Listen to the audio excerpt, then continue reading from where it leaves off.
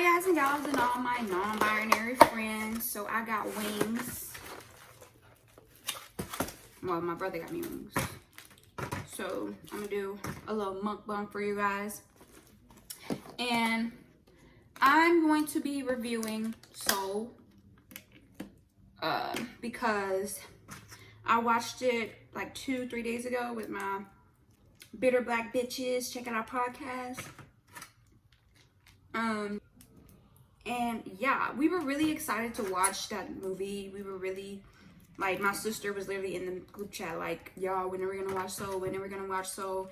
You go into our Instagram messages, and as soon as Soul was announced, we were like, when are we gonna watch Soul, guys? We have to watch it. Like, we were peeping this movie hard because it's a Pixar movie and it's a black, it supposedly was a black movie. But unfortunately, as you'll see in this review,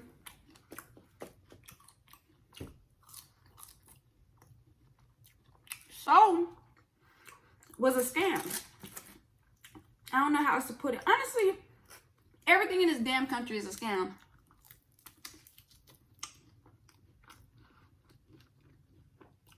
But Soul was a white savior Trojan horse. That's my best description of that movie. It's a white savior Trojan horse. And by what I mean by that is that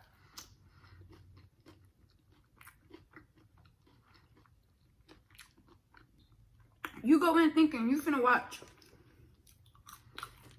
a black man figuring out his passion in life. But no, the black man already knows what his passion is. He just can't catch a break, right? No. But the movie ends up being about is a black man trying to help a no race having so like future person to be, basically. Like,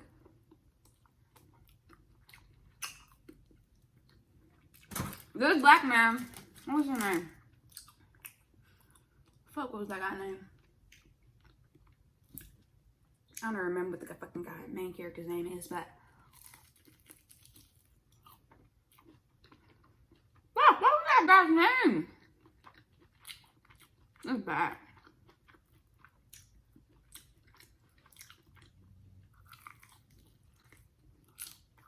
Anyway, the black main character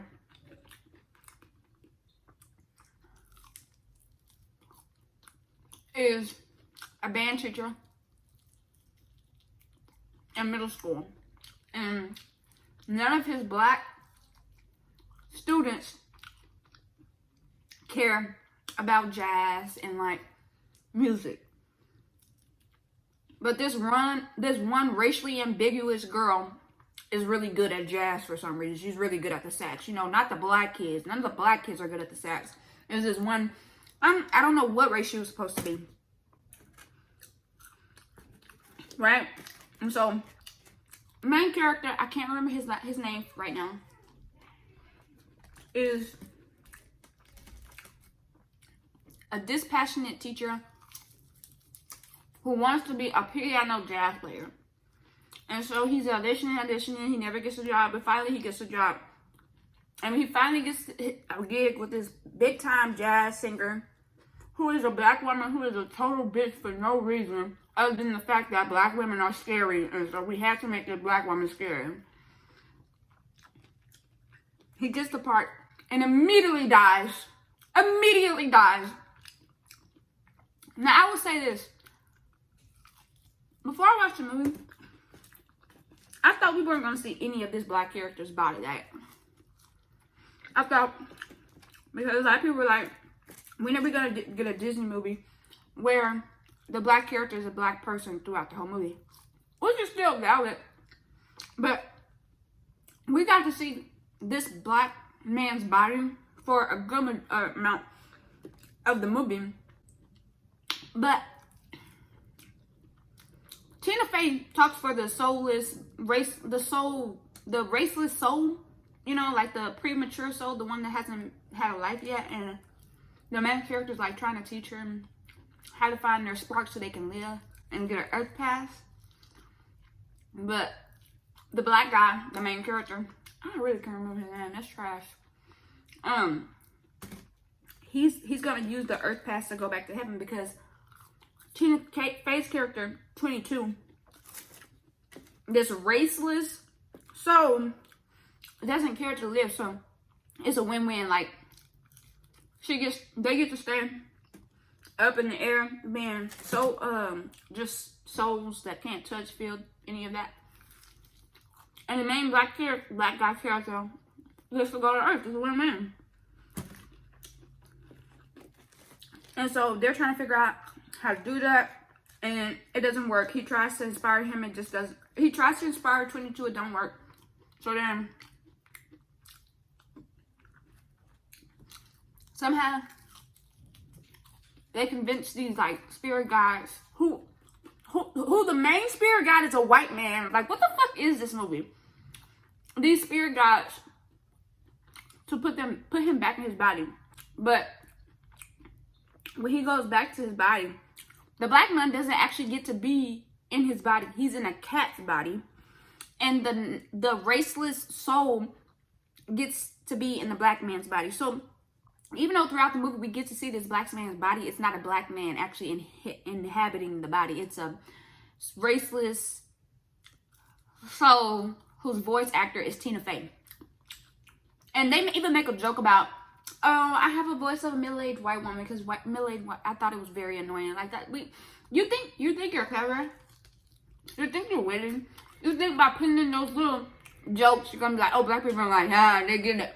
But no, you're just disrespecting us in our fucking face. I could have cut down that movie to 15 minutes back. I just said, white woman, listen, do you know how much privilege you would have being on Earth? Do you know how many people would kill to be in your white woman body? And that would have been in the movie, you know what I'm saying? And so we get this movie where we have a black character, but he's not actually black because the soul inside the black character is not black. Was by a white woman. And this black man is set up as being very self-absorbed and it's very selfish and just very, oh, I gotta do this. I have to get to my gig because this is my passion. And he's not really invested in really trying to help 22 want to live. Which honestly, the only thing respectable about this movie is the fact that the black character wasn't interested in helping that little a girl that much. But it's like, so then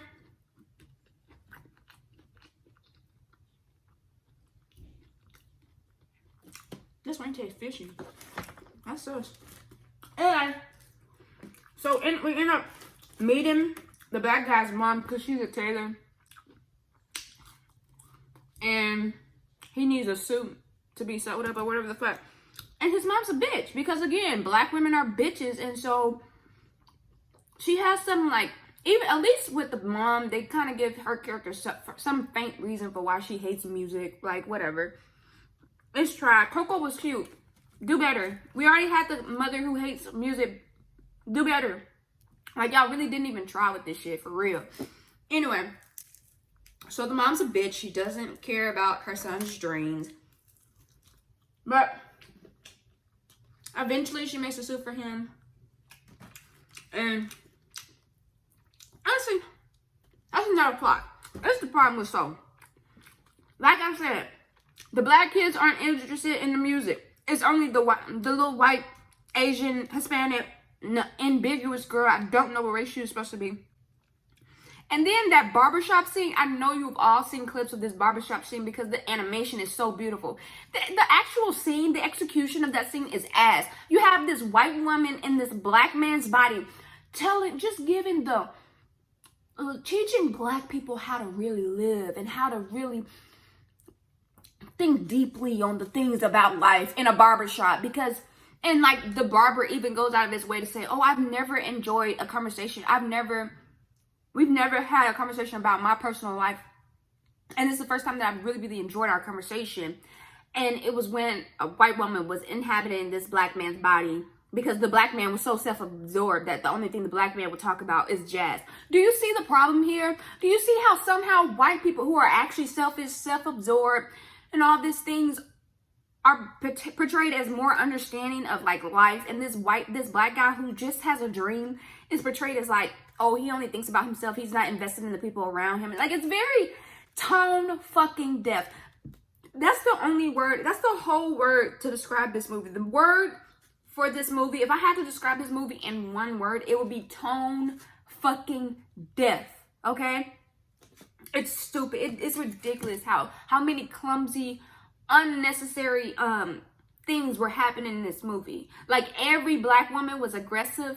Every black woman that had a speaking role, a reoccurring role in this movie, was aggressive. Even the grandma that was the older black woman who like worked for his mom and was like, oh yeah, you give me a kiss every time. Like, even that's not okay. Like, that's still not okay. Like, it's just like, why did y'all do this? Why did y'all give us this movie where this guy, like, why? We were so excited, Disney. We were so excited. Why did you do this to us? I don't understand. Obviously, this is a spoiler review. If you don't know, this is full of spoilers. But the movie, and when at the end of the movie, you know, I got to do my little survey. So out of 10, what would you give these? I'm hearing 5s. I'm hearing 7s. Do you see how that's a problem? Do you see how that's a problem? And I don't care. Like I said, I kept at the beginning of this episode. At the beginning of this video, I kept saying raceless soul that he's helping, named 22. But we know what race he is. We know what race that soul is. She's white. They're white.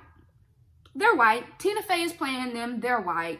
And the thing is, this movie knows. They know that if they would have, because at the end of the movie, 22 actually decides that she wants to live, and so she goes down to earth. But we don't actually get to see 22 live. And you want to know why? Because it would have been it would have been more than tone deaf if they ended the movie by showing us this white woman living a great life.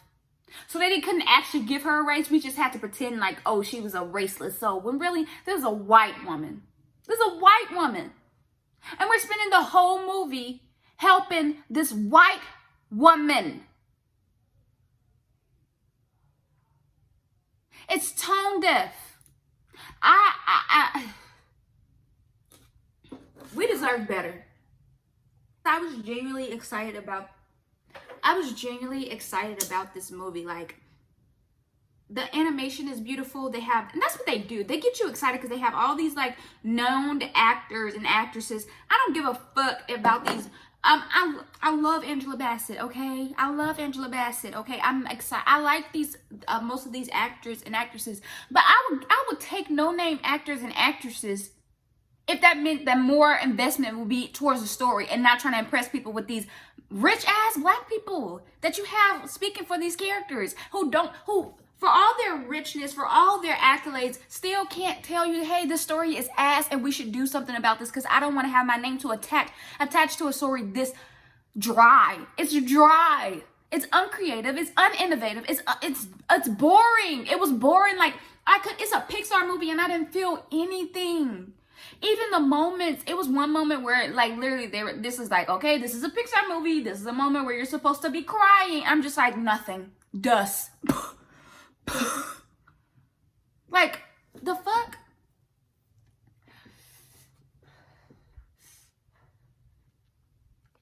I'm disappointed because I'm not a huge Disney fan, but I like Pixar. I love The Incredibles. Toy Story is cool.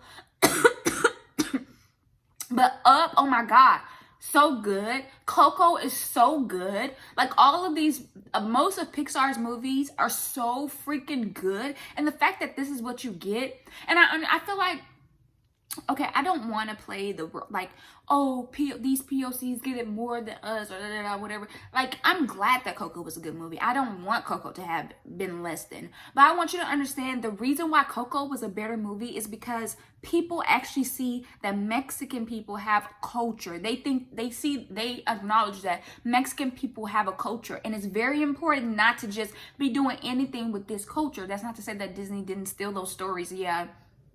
Apparently, y'all stole those stories from Coco and didn't pay them people. Disney's just, corporations gonna capitalize and capitalism gonna, you know, all that shit.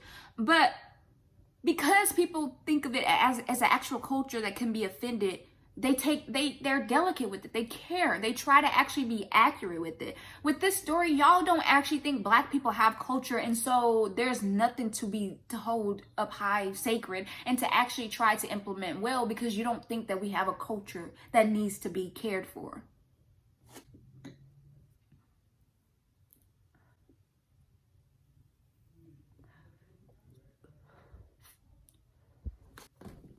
Disappointment. Do better. Disney, disgusting. And I'm so happy because normally we probably would have went to theaters to see that movie. Probably, maybe not though. I don't know. But more than likely, if this panoramic had never happened, we probably would have been in them theaters when we watched that bullshit. Fuck out of here. All right. Thank you so much for watching. Take care of yourselves. Take care of each other. Wash your hands, wash your face, wear a mask, wash your ass, and be fucking creative. Stop being assholes. Be fucking creative.